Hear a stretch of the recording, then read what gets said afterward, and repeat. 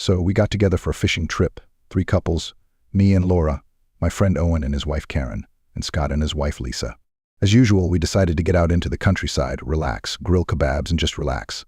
It was a warm fall day, the kind where the golden leaves seemed to shimmer in the sunlight, and a light breeze carried the earthy scent of fallen leaves. When we arrived at the site, everything was as it should be: tents, portable grill, fishing rods, all the essentials to make the day perfect. Laura, Karen, and Lisa immediately got to work setting up, unpacking groceries, setting up chairs and small folding tables. Meanwhile, we men naturally got busy with vodka and kebabs. The familiar clinking of bottles and the sound of knives cutting vegetables filled the air, harmonizing with the rustling of leaves. While the meat was marinating, we decided not to waste any time. First, we had a glass of beer. Conversations began, heart-to-heart talks, jokes and anecdotes that seemed to bring us closer together. The women sipped wine, laughed, and chatted about their own topics, occasionally glancing at us with playful smiles. Everything seemed the same as always: the crackling fire, the stars piercing through the darkness, and the sense of camaraderie that makes these moments unforgettable. By the time it got dark, we were all feeling good. The kebabs were ready, their aroma tantalizing as the juices sizzled on the grill. We sat together and indulged in reminiscing like old times.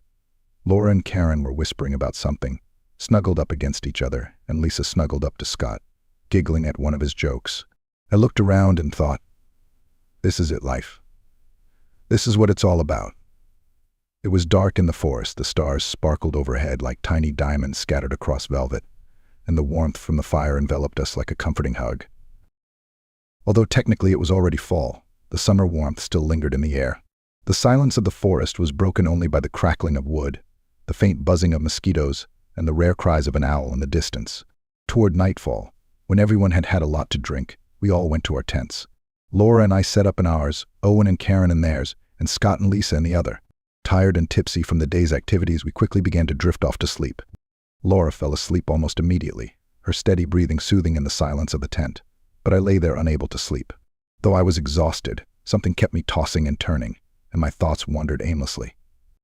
I heard a rustle near the fire and thought that perhaps someone was putting up wood.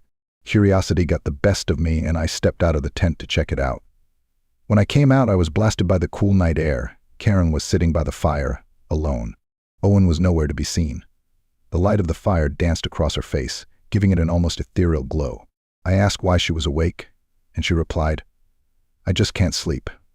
She looked at me with a look I couldn't interpret, a mixture of vulnerability and something else I couldn't define. I sat down next to her, feeling the warmth of the dying fire on my skin, and then even closer.